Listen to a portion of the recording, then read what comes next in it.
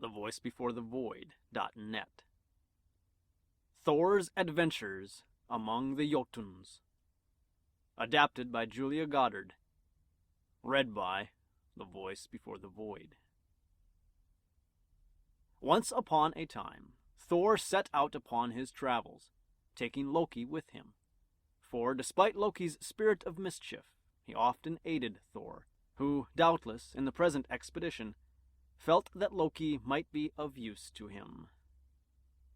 So they set off together in Thor's chariot, drawn by its two strong he-goats, and as night drew nigh, stopped at the hut of a peasant, where they asked food and shelter. "Food I have none to give you," said the peasant. "I am a poor man, and not able even to give supper to my children. But if you like to rest under my roof, you are welcome to do so." "Never mind the food. I can manage that," said Thor, dismounting from the chariot and entering the hut. It was a poor place, and not at all fitted to receive one of the Asai, but Thor was glad enough to meet with it, wretched as it was. "You can kill the goats," said he. "They will make us an excellent meal." The peasant could not help thinking that it was a pity to kill two such fine animals. But wisely thinking that this was no affair of his, and that the stranger had a right to do as he pleased with his own, he set himself to obey Thor's orders, and with the help of his daughter Raska, soon spread a savory repast before the hungry god and his attendant. "Sit down, all of you," said Thor. "There is enough and to spare." So they all sat down, and the peasant and his children shared a more plentiful meal than had fallen to their lot lately. Thor and Loki also did ample justice to the food, and when supper was over, the thunder god bade the peasant gather the bones and place them in the goatskins, and making them into a bundle, he left them on the floor until the next morning. When the morning came, and the early sun shone in through the crevices, Thor raised his hammer, and instead of the bundle of bones, the peasant and his son and daughter saw the two goats standing as fresh and lively as if nothing had happened to them, saving that one of them halted a little in his walk. When they sought to learn why this should be, it was found that Thialfi, the boy, in getting the marrow out of one of the bones, had broken it, and it was this that caused the goat to go lame. Thor was very angry, and was very near killing not only Thialfi, but also the peasant and his daughter Raska. But they begged so hard for their lives that he consented to spare them on condition that the boy and girl should follow him in his travels. To this they agreed, and Thor, leaving the chariot and goats in the peasant's care, went on his journey, giving Thialfi, who was a very swift runner, his wallet to carry. On and on they journeyed until they came to a great sea. "How are we to get over this?" asked Loki. "Swim across it," replied Thor. And in they all plunged, for Thialfi and Raska were used to a hardy life, and so were able to swim with scarcely more weariness than Thor and Loki, and were not long in reaching the opposite shore. "The country does not improve," said Loki, looking round upon the desolate plain that lay outstretched between them and the borders of a dark forest, which they could just see in the far distance. One or two huge rocks thrust their jagged points high into the air, and great blocks of stone were scattered about. But there was no sign of herbage, and not a tree to be seen nearer than the forest belt bounding the horizon. Heavy gray clouds were drawing nearer and nearer to the dreary earth, and twilight was fast approaching. "It looks not well," answered Thor, "but we must push on and perhaps may find it better as we go onward. Besides, night is drawing nigh, and as there are no dwellings to be seen, we must try to gain the shelter of the forest before it is too dark to see where we are going." So they pushed on, and though they looked to the right hand and to the left, soon found that they were in a land where no men lived. There was, therefore, nothing to be done but to quicken their speed, in order to reach the shelter of the forest. But though they strove to the utmost, the twilight deepened into darkness, and the darkness became so deep by the time they reached the forest that they only knew they had arrived there by Loki's striking his head against a low branch. And soon after this, Thor cried out, "Good luck! I have found a house. Follow close after me, and we will make ourselves comfortable for the night." For Thor, in groping along, had come to what he supposed to be a wall of solid masonry. "Where are you?" asked Loki, "for it is so dark that I cannot see you." "Here," answered Thor, stretching out his hand. "Take hold and follow me." So Loki clutched Thor's arm, and Thialfi in turn seized the arm of Loki, whilst Raska clung to her brother and wished herself safe at home in her father's hut. And thus they groped their way along the wall, seeking to find an entrance to the house. At last Thor found a huge entrance opening into a wide hall, and passing through this they turned to the left into a large room which was quite empty, and here, after eating some food, they stretched themselves upon the hard floor, and wearied out with the day's march, soon fell asleep. But they did not sleep long. Their slumbers were broken by a rumbling sound, as of a coming earthquake. The walls of the house shook, and peals of thunder echoed through the lofty chamber. Thor sprang up. "We are scarcely safe here," he said. "Let us seek some other room." Loki jumped up speedily, as did also Thialfi and Raska, who were in a great fright, wondering what dreadful thing was going to happen to them. They willingly followed Thor, hoping to find a safer place. To the right they saw another room, like a long gallery with a huge doorway, and into this Loki, Thialfi, and Raska crept, choosing the farthest corner of it. But Thor took his stand at the doorway, to be on the watch if any fresh danger should threaten them. After a somewhat uncomfortable rest, Loki, Thialfi, and Raska were not sorry to find that the day had dawned, though as there were no windows in the house, they only knew it by hearing the cock crow. Thor was better off, for the doorway was so wide that the sunlight came pouring in without hindrance. Indeed, the huge size of the doorway made Thor think that the builder must have given up all hope of ever finding a door large enough to fit into it. He strolled away from the house, and the first thing that he saw was a huge giant fast asleep upon the greensward. And now he knew that the thunder that had so frightened them in the night had been nothing more or less than the loud snoring of the giant. So wroth was Thor at the thought that such a thing should have made him afraid, that he fastened on his belt of strength and drew his sword and made towards the giant as though he would kill him on the spot. But the giant, opening his great round eyes, stared so steadily at Thor that the god became mazed, and could do nothing but stare in return. At last, however, he found voice to ask, "What is your name?" "My name," said the giant, raising himself on one elbow, thereby causing his head to rise so high into the air that Thor thought it was taking flight altogether, "is Skrimner. You, I believe, are the god Thor?" "I am," answered the god. "Do you happen to have picked up my glove?" asked the giant carelessly. Then Thor knew that what he and his companions had taken for a large house was only the giant's glove, and from this we may judge how huge a giant Skrimner must have been. Thor made no answer, and Skrimner next asked whither Thor was traveling, and when he found that he was journeying to Utgard, offered to bear him company, as he too was going to the same place. Thor accepted the giant's offer, and after eating a hearty meal, all were ready for another day's march.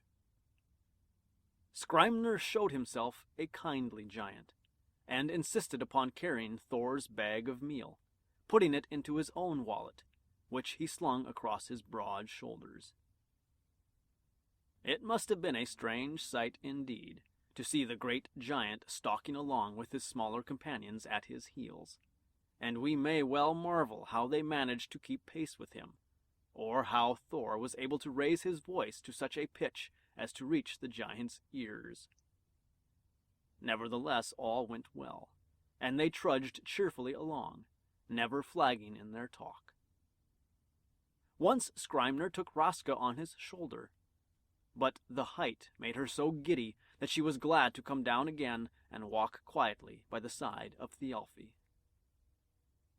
When night overtook them, they encamped under one of the great oak trees, for they were not yet out of the bounds of the forest.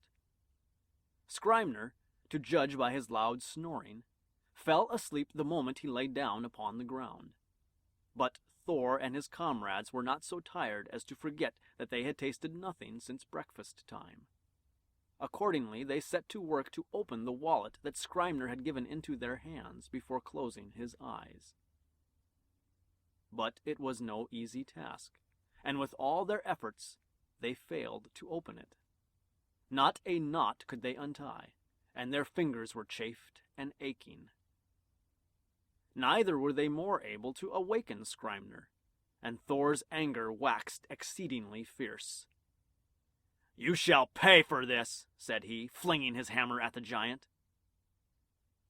Skrimner half opened the eye nearest to Thor, and said in a very sleepy voice, "Why will the leaves drop off the trees?" And then he snored as loudly as before. Thor picked up his hammer, and approaching nearer drove it into the hinder part of the giant's head, who again, half waking up, muttered, "How troublesome the dust is." Thor was exceedingly astonished at this, but thought nevertheless that he would once more make trial of his power. So coming up close to Skrimner, he struck with such force as to drive the hammer up to the handle in the giant's cheek. Then Skrimner opened both eyes, and lazily lifting his finger to his face, said, "I suppose there are birds about, for I fancied I felt a feather fall." Now was Thor fairly disconcerted, and the next morning, when the giant told him that they must now part, as his road led him another way, Thor was by no means ill-pleased, and he let Skrimner go without so much as bidding him good speed. Skrimner, however, seemed not to notice that Thor was glad to be quit of his company, and gave him some very friendly advice before he left him. "If you will take my advice," said the giant, "you will give up this thought of visiting Utgard. The people there are all giants of greater stature even than I, and they make nothing of little men, such as you are. Nay, more, you yourself are likely to fare but badly amongst them, for I see that you are rather apt to think too much of yourself, and to take too much upon you. Be wise while there is time. Think of what I say, and don't go near the city."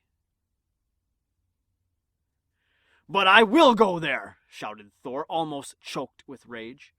"I will go in spite of all the Jotuns of Jotunheim. None shall hinder me, and the giants shall see and wonder at the mighty power of the god Thor."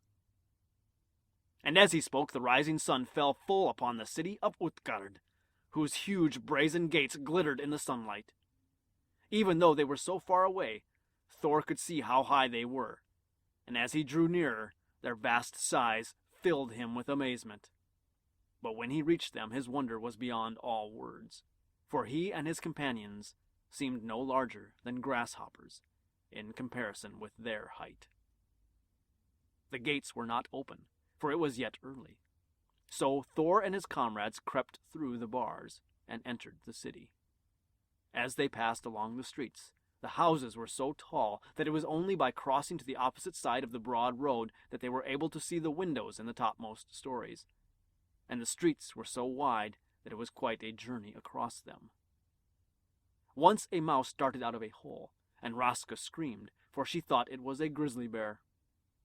The mouse also shrieked and made much more noise than Raska, as well it might, for a cat so huge that Thialfi half thought it must be the monster of Midgard seized it, and giving it a pat with one of its paws, laid it dead on the pavement. As for the horses, their hooves were terrible to look at, and Thialfi and Raska must have climbed up ladders if they wished to see their heads. The people were quite as large as Skrymner had described, and Thor and his companions were obliged to be very careful, lest they should get trodden upon, as it was very doubtful if the people even saw them.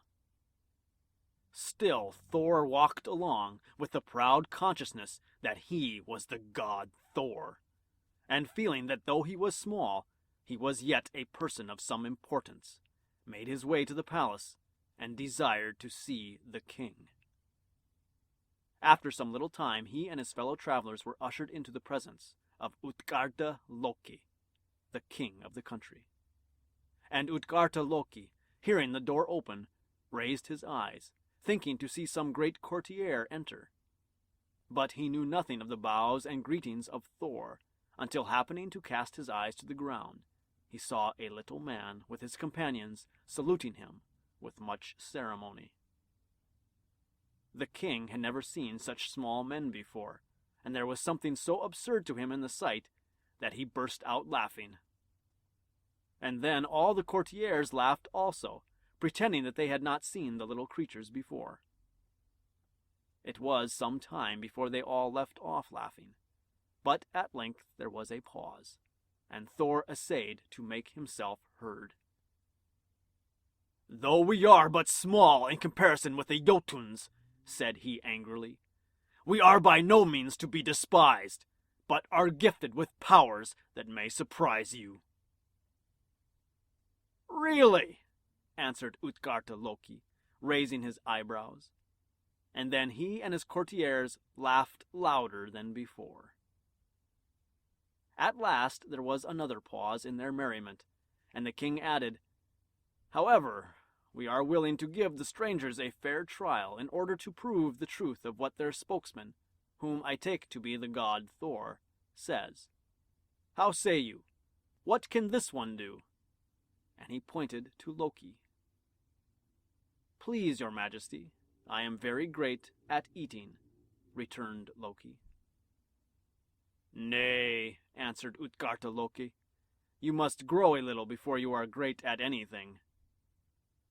At which speech the courtiers again shouted with laughter. But Utgarda Loki, turning to his servants, bade them make trial of Loki's powers. So they brought a great trough full of food, and Loki was placed at one end, and a courtier named Loge at the other. They both fell to work to devour what was before them, and met at the middle of the trough. But it was found that while Loki had eaten the flesh of his portion, Loge had eaten not only the flesh, but the bones also. Therefore Loki was, of course, vanquished. Then Utgarda Loki turned to Thialfi. "And pray, in what may this youth be specially skilled?" he asked. "I am a swift skater," answered Thialfi. "Try him," said the king. And Thialfi was led to a plain of ice, as smooth as glass, and one named Hugr was set to run against him. But though Thialfi was the swiftest skater ever known in the world, yet Hugr glided past him so fleetly that he had returned to the starting post before Thialfi had done more than a quarter of the distance.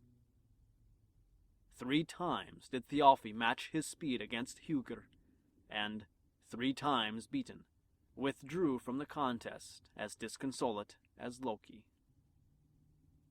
"And now may I ask what you can do yourself?" said the king to Thor. "I can drain a wine cup with anyone," replied the god. "Try him," said Utgarda Loki. And forthwith the royal cupbearer presented a drinking horn to Thor. "If you are as great as you pretend to be," said the king, "you will drain it at one draught. Some people take 2 pulls at it, but the weakest among us can manage it in 3. Thor took up the horn, and, being very thirsty, took a steady pull at it. He thought he had done very well, but on removing it from his lips, he marveled to see how little had gone. A second time he took a draught, but the horn was far from being emptied. Again, a third time he essayed to drain it, but it was full almost to the brim. Therefore he set it down in despair, and confessed himself unable to drain it. "I am disappointed in you," said Utgarta-Loke. "You are not half the man I took you for. I see it is no use asking you to do a warrior's feats. I must try you in a simpler way, in a child's play that we have amongst us. You shall try to lift my cat from the ground." Thor turned quite scarlet, and then became white with rage. "Are you afraid?" asked Utgarta-Loke. "You look so pale." And a large gray cat came leaping along, and planted itself firmly before Thor, showing its sharp claws, and glaring upon him with its fiery eyes. Thor seized it, but in spite of all his efforts, he was only able to raise one of the cat's paws from the ground. "Pooh, pooh!" exclaimed Utgarta-Loke. "You are a mere baby, fit only for the nursery. I believe that my old nurse Hela would be more than a match for you. Here, Hela, come and wrestle with the mighty god Thor." And Utgarta-Loke laughed disdainfully. Forth stepped a decrepit old woman, with lank cheeks and toothless jaws. Her eyes were sunken, her brow furrowed, and her scanty locks were white as snow. She advanced towards Thor, and tried to throw him to the ground.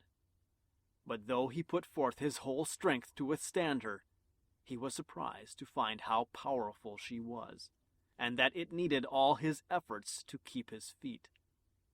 For a long time he was successful, but at length she brought him down upon one knee, and Thor was obliged to acknowledge himself conquered.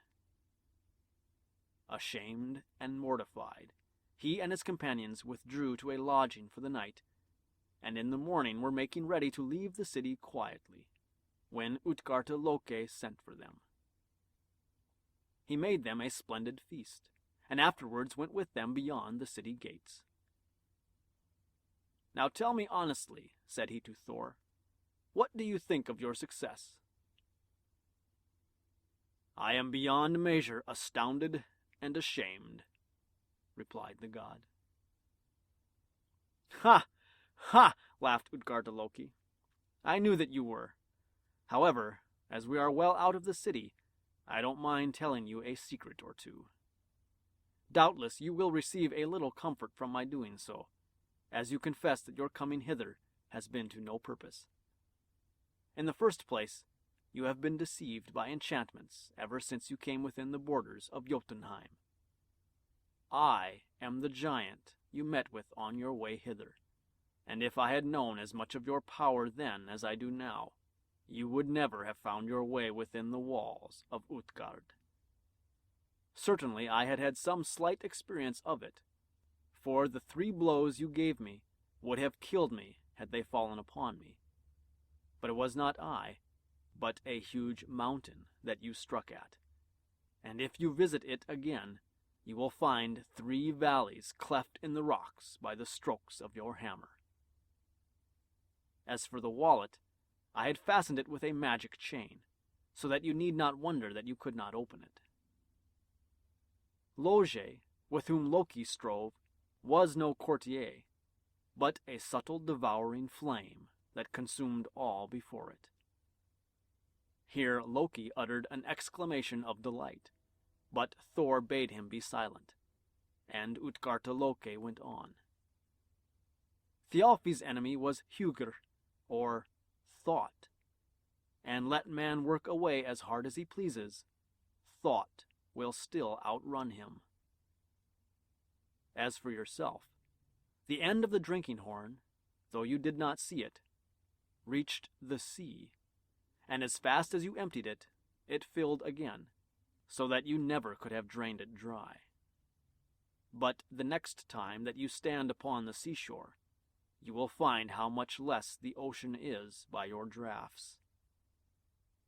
The gray cat was no cat, but the great serpent of Midgard that twines round the world, and you lifted him so high that we were all quite frightened.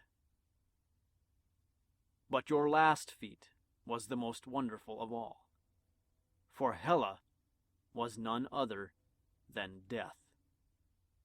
And never did I see anyone before over whom Death had so little power. And now, my friend, go your way, and don't come near my city again. For I tell you plainly, I do not want you there, and I shall use all kinds of enchantment to keep you out of it. As he ended his speech, Thor raised his hammer, but Utgarta-Loke had vanished. "I will return to the city and be avenged," said Thor. But lo, the giant city was nowhere to be seen. A fair pasture land spread itself out around him, and through its midst a broad river flowed peacefully along. So Thor and his companions, musing upon their wonderful adventures, turned their steps homewards.